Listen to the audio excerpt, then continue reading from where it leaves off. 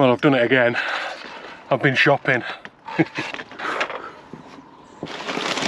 You know how it is. There's so many things in the shops and you've got to buy them. Do I need them? Not really, no. I've got seeds, I've got everything I need, I've got soil in the ground. But somehow I just walk out of the shop every single time with armfuls.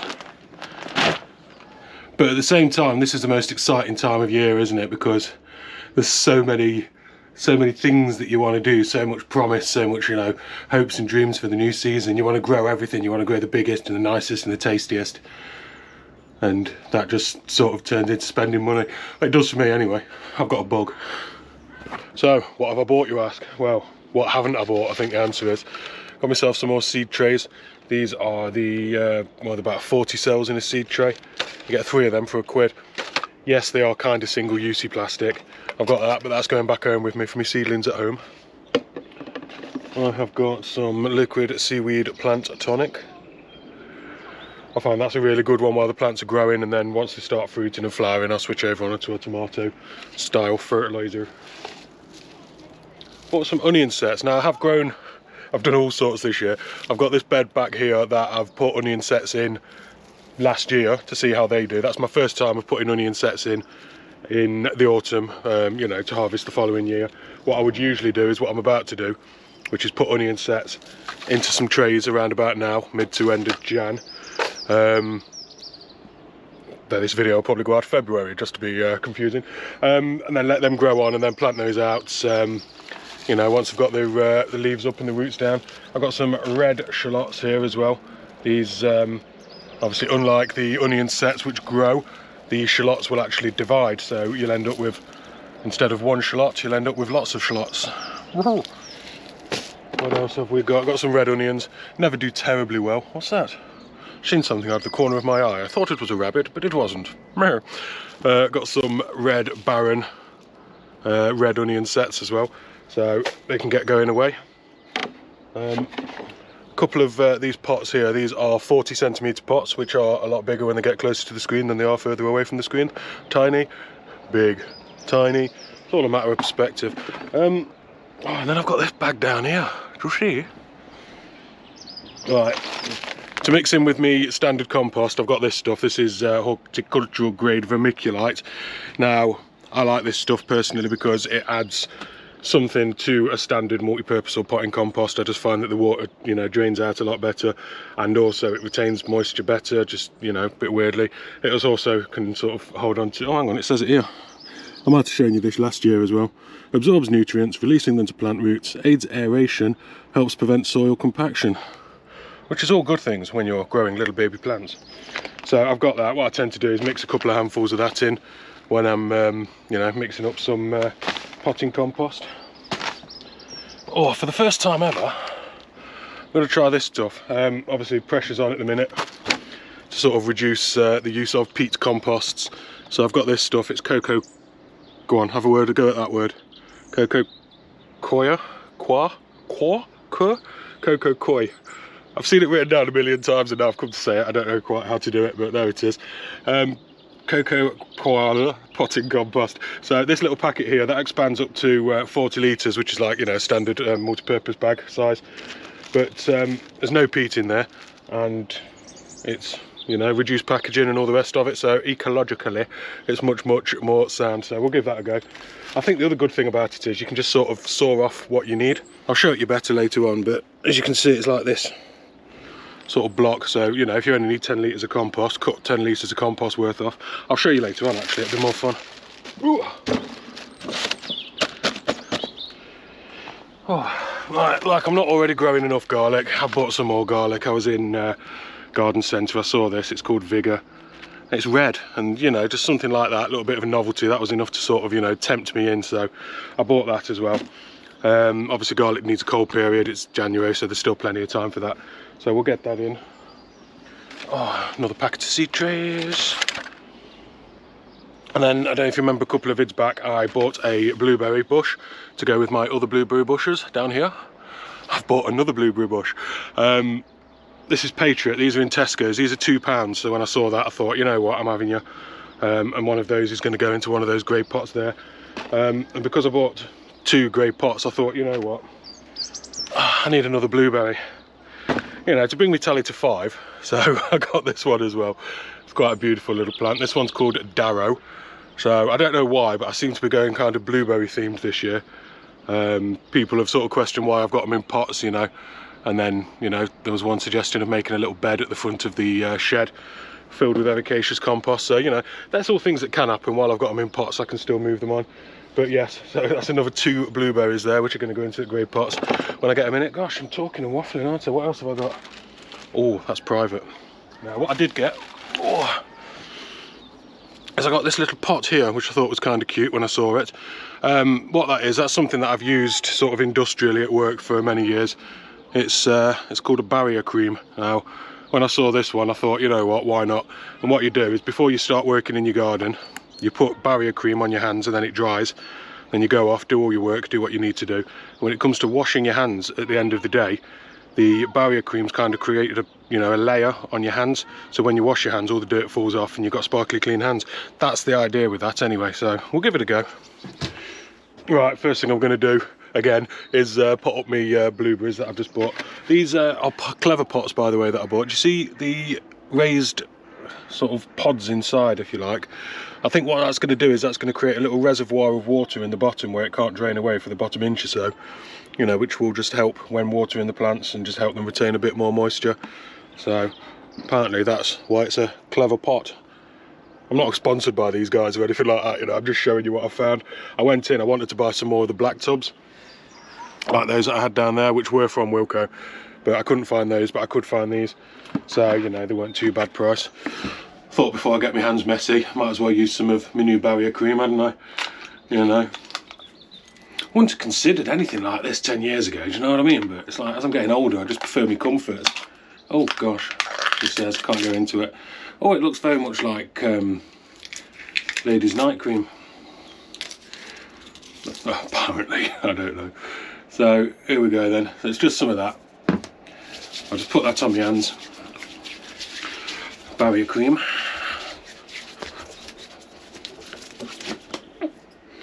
And that dries.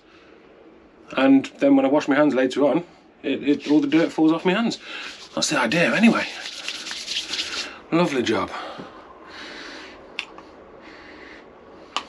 Smells nice as well, but I didn't say that. Because I'm a dude. Yeah, whatever. Smells. I've only got one smell. Hey. Anyway. Right, so I'm going to get on with it. I think this little blueberry's going to be kind of lost in this big pot, isn't it? But I'm sure it'll soon catch up. Oh, so cute. Anyway, I'll crack on before I crack up.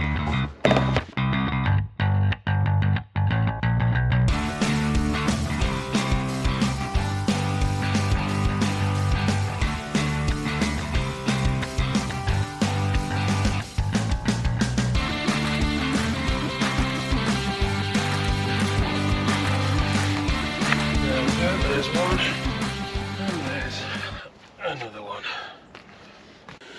So we've got a Patriot, we've got a Blue Gold, we've got Brigitte, and we've got Darrow now. So look at that. Slightly annoyed that I couldn't get all the same pots, but that'll, you know, I'll just have to live with it. Hey ho. Won't even notice when they're in full bloom and flower. Bloom and flower. Alright guys, I've just come to use this Coco Coir, whatever that word is, and I was looking for something to put it in, and I've just realised actually it's already built in, which is pretty groovy. So if I undo this, it's already got a bag built in. Now one thing that does confuse me slightly, it said add 16 litres of water. Now that's 8 2-litre bottles, you know, which gives you some idea. So I'm adding 8 2-litre size pot bottles worth of water into this bag to make up some compost. It's what it says, it's what I'm going to do. Right, 16 litres of water, so that's 3 and a bit of these. Give it a go. You ready for some intense action? It is.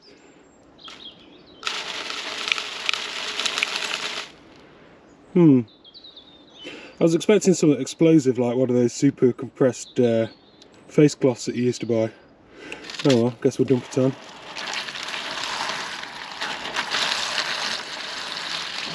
Is that making me need to the toilet?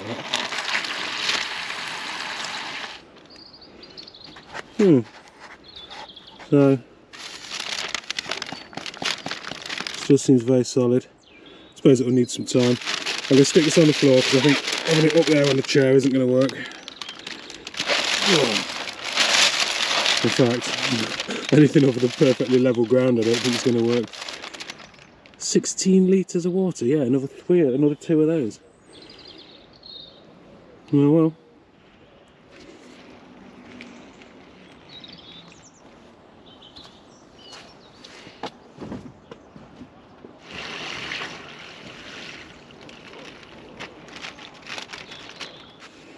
Well, here we go, my little taters. This is it. That's the entire block of Coco Coir and 16 litres of water in it. Whoa! Don't prod it with your finger, whatever you do. So that's a block of Coco Coir at about 13 litres of water. And it's hard to imagine that that's ever going to soak it all up. I'll go and get some more water. Don't poke it. Don't poke it with your finger.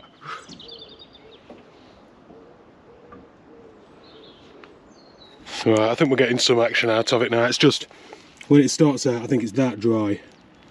Can you hear it bubbling?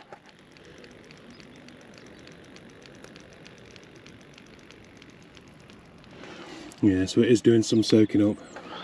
It's probably not very interesting, this, but it is for me, because I've never used Coco Coir before.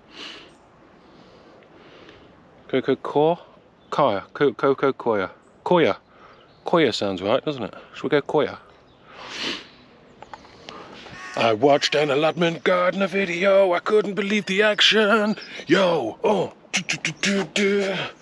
watching compost expand in a bucket. It's right out there. Look at it. Oh yeah. Right, I'm gonna get on. Next job, probably onion,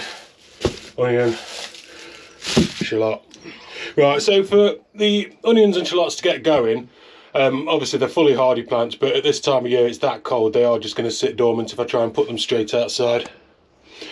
So what I'm going to do with these to try and sort of kickstart them back into life is to use these modules. That was my phone. These are modules. I can put those in the greenhouse where it's just a little bit more sheltered, a couple of degrees warmer.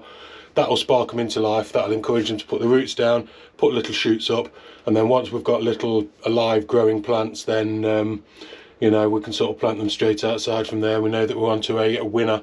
So that's something that I'm going to do. Like I say, I've got onions from seeds at the minute at home. I've got onions from sets that I grew last year, which are over in wintering, and then I'm going to do this, which is the way that I always do it. Oh, my bags fell over. Nightmare. How much? Oh, you cocoa pain in the bum.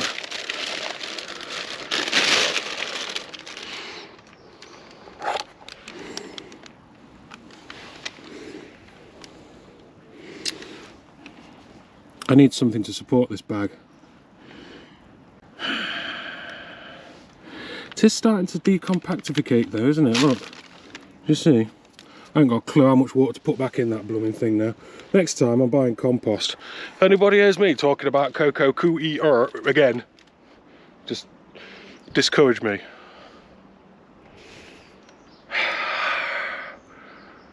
Right, I'm going to fashion something of a fashion, because I'm all about fashion, as you can tell.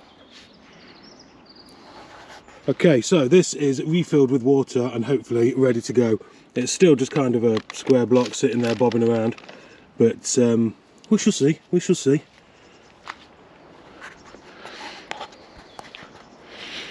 I may yet be a Coco Coir convent. Convent? That's where nuns live, isn't it? Covert, no, that's a spy. Convert, I might You're hard work sometimes, Matthew, you really are. Right, I've come in here because I want to grab, oh, in amongst all of me mess, I want to grab some of these bigger ones for me shallots. from last year, that'll do. Oh, while my Coco Coir is cooking. Coco Coir.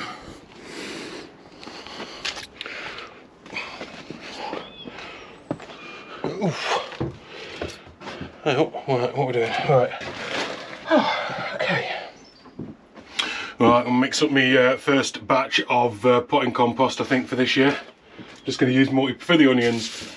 Doesn't have to be anything too fine. Normal potting compost that you'd buy in the shop is very fine, very nutrient poor, and that is that it just allows the roots to get down. It's very free draining, and it really hugs the seed as well, allows it to germinate really freely. Plus, when you prick out from a really fine compost, you tend to get everything out in one piece as well. Whereas if you've got a really rough multi-purpose compost, you can find that you get big clods and clugs, and it's quite hard to separate the seedlings. With onions, not such a big problem, especially sets like this. So I'm just going to use some of the multi-purpose. Oh, here we go. Oh, so we go. I tend to pick up compost as and where I am. I use a lot of the Wilco stuff. That seems all right. I was in B&Q, so I got some of this Verve stuff. It seems to be very hit and miss most years. Actually, you can get a good compost from one manufacturer one year and a poor one the next. This Verve stuff looks absolutely lovely. With all compost, you're going to get a few bits in, a few woody, little twigs and everything like that. But on the whole, this stuff's quite good. If you ever buy a bag of compost and it's full of plastic and big pieces of wood, you've probably got a fairly poor one. Have I got anything in the way of a pair of schizaroonies? I've not brought my penknife with me. I've managed to not bring my penknife with me, and I don't appear to have my scissors. Can I use my teeth? I know what I could use, but that's a bit dangerous. What about harsh language? Open up now! No. Right.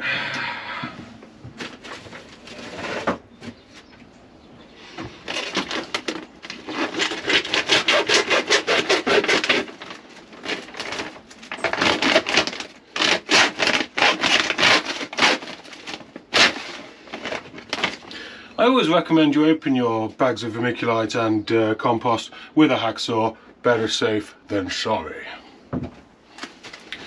So this stuff looks very much like, if you've ever seen sort of insulation chips. Why? Because it is the same stuff. Horticultural grade. Do you want to have a quick look at that stuff? There we go. That's the vermiculite there. And you remember why I'm adding that as well. Absorbs nutrients, releasing them to plant roots. So basically stops all of the nutrients leaching out of the compost. It aids aeration, so obviously your plant roots need air, believe it or not, which is why if your soil is too compact or too wet, the plant suffocates because it can't get any air to its roots. It also helps prevent soil compaction. Same thing there as well. Just aeration is a good thing. Plants need air in their roots. There we go, and that's going to be the resting place for my shallots and my onions. I'll probably have to mix up a bit more. This is just a washing up bowl that I use. I'm going to check these little guys. These little bags, by the way, later on in the year, if you're planning on growing anything like any gigantic tomatoes or any melons, something like that maybe, these little bags, you can pop these over the fruit, tie it off to your cane, and that supports them if you're worried about them breaking on the trusses. So sometimes always a good idea to maybe, possibly, potentially hold on to these bags because they can come in handy. So we'll just pick these little suckers up and just give them a little check over, just looking for anything that's like unpleasant on them, any mold, any softness. If it's soft and squishy, it's not for me. So there's a little song that I made up actually. If you want a nice shallot, give it a squeeze, and if it's soft, throw it away because it won't please.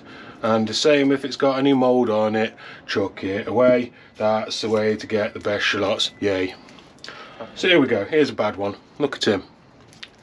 He's just bad to the bone. So there's no point trying to grow him because all he's going to do is be bad to the bone.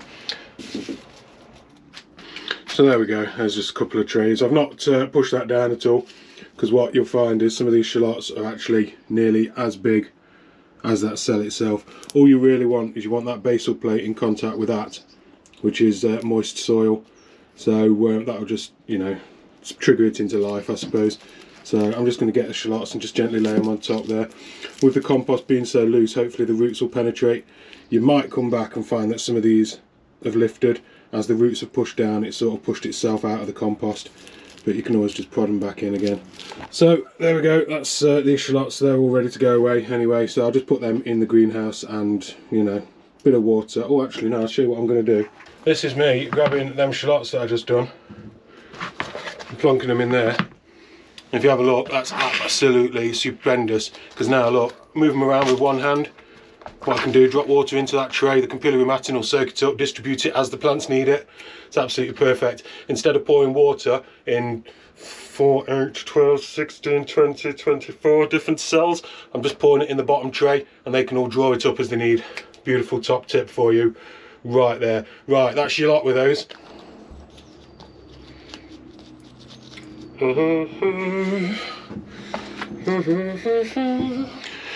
Right, let's have a little update and a little looky see at this. It's been about, what, 10-15 minutes. As you can see, the majority of the water actually is still sitting in there, but the Coco Coir itself has started to really break down. You can see it's sort of giving me, just looks like a compost, to be fair. It's quite fine actually. I thought it would be quite coarse, just from the look of the packet, but that seems quite nice. So I shall reserve judgment on that one, and on the barrier cream. Right, now what you've just seen with the shallots, I'm going to do exactly the same again with both my whites and my red onions. Again, this just to get them away, you know what I am saying. It's something that I've always done, so it's like my fail-safe. If my overwintering onions don't work, or I have another problem, or if I have a problem with the onions from seeds, I've got these. I eat a lot of onions. Onions is the one thing that I usually grow the most of, probably more than potatoes, just because every meal tends to have like onions in that I make. Not every single meal. I'm not some onion mad freak. Anyway, sure. Dinner in the diner, nothing could be finer than to have your ham and eggs in Carolina. There you go. Don't get this. Must be a gardening thing. We won't do lally. So these are the little onion sets. What's happened is somebody has planted a little onion set somewhere, allowed it to grow very, very small, stopped it from growing anymore by harvesting it, and then heat treated it to stop it from going to seed and growing anymore. So what we do is we plant these guys, and these actually grow and swell and turn into nice big onions. That's the plan. The shallots that I've just done, they grow slightly differently. They divide. So let's have a look. So we put the one shallot in, which is this guy. He'll split, so you'll end up with probably between 6 and 8 different shallots from the one shallot bulb. But with an onion set, that will just grow and you'll get an onion. So what I'm going to do is I've got my seed tray of compost here. That's just really loose in there. I've not pressed it down at all. So there's your onion. You've got a basal plate with the roots coming out of it, and you've got the pointy end. That's where the leaves will come out of. And then all I'm going to do is I'm going to make a little indentation. I'm going to pop that guy in about halfway, something like that. Again, when these guys start to show their roots, they can push themselves out of the soil. Just push them back in again, give them a little talking to. If you just ram them into the soil, you've got 2 problems. You can, number 1, damage that basal plate there where the roots are coming out, and number 2, compact the soil in the bottom, so there's a lot more chance of these guys uprooting themselves. So that's why I'm just making a little hole here. And again, in gardening, there's no hard and fast right and wrongs. You know, some people will swear that they grow the onions from seeds, some people will swear to sow them outside in August, some people will plant them out every spring directly, some people start them off in modules. It's really, really so many different ways. You can read 100 books that tell you 100 different ways, and there's only one actual correct way, and that's the way that works for you. So there we go. Again, give them a little squeeze, give them a little check over. If there's any mould or any softness to them, or if they're squishy, you know, just get rid of them. And that's how I'm going to start my 3rd lot of onions off this year. And then when these are ready, because they're in a little module or a little cell, when they're ready to plant out, I just literally pull them out. Also, I've got roots, leaves, drop them in the soil into the final growing position. Perfect. So I'm just going to crack on and fill this cell up now then. Well, that's been lovely to get something planted and get some compost together actually. So as you can see here, we've got white onion, shallots, more white onions and my red onions. So they'll sit there now. I'll give them a drop of water, but other than that, until they start to sprout up, I won't really have to touch those. Yeah, and then when they look like, I don't know, 4 to 6 inch, a little bit of growth on them, they can all go outside. Oh, as I said earlier, just keep an eye on them. If any of them try and push themselves out the earth, push themselves back in. The Coco Coir, that has actually absorbed all of that water now. And that just looks like a big bag of fairly nice compost actually. So, quite impressed with that actually. Have a look from that dry block. So, you know, from an environmental point of view, obviously much less packaging. I say that, but it comes in a big blooming plastic bag, doesn't it? Well, slightly less packaging, and obviously it's a peat-free product as well, so, you know, that means that peat bogs are not being harvested, which is absolutely fantastic for the environment. Right, I'm going to go drop these garlic in the greenhouse now. If I don't see you again, thank you very much for joining me. It's been an absolute pleasure having you along. Click the subscribe button, click the bell if you want to see some more. I'll be doing regular updates throughout the year. And thank you very much. Bye bye. Leave your comments and questions below. I'll try and get back to you if I can. Oh, in my ongoing mission to grow far too much of everything, I bought more garlic. I think I mentioned it at the start of the video actually. It's garlic Vigor. So in my ongoing efforts to completely ignore my own advice and grow far too much of absolutely everything, I've been out and bought some more garlic as well. So I saw this in the shop. I've not got a red type anymore. I sort of ate all of my previous red garlic and forgot to replant any of it. So I've got this one. It's called Vigor. So we've been towards the end of January now. It's quite cold, and if I try and put it straight into the earth now, it probably won't do anything for a month to 6 weeks. So what I can do to try and get the jump on it is, like the onions, I can start this off in modules in a slightly better environment. That'll just bring it to life, get the roots down, get the stalks out. Plus I can still get it outside some point late February maybe, where it's still going to be cold enough to get that vernalisation, which divides the bulb up and allows you to get a garlic clove like that rather than just one big round onion looking clove. So I'm just going to get some of these into some pots, again with garlic. Just separate it off. There's no need to peel it, there's no need to do anything other than just break it off the main clove.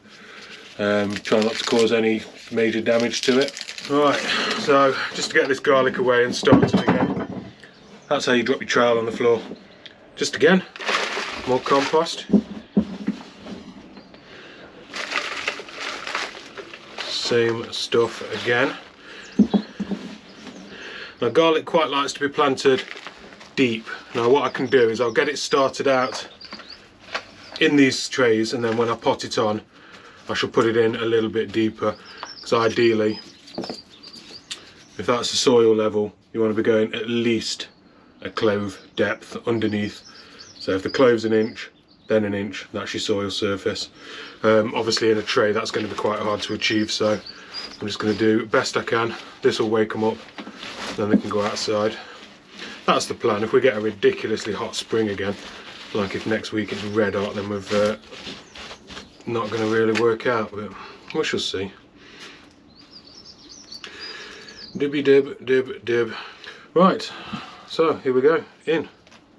What is wrong with you? Did I forget to do that one? In you go. Right, less arguing, more growing into garlic.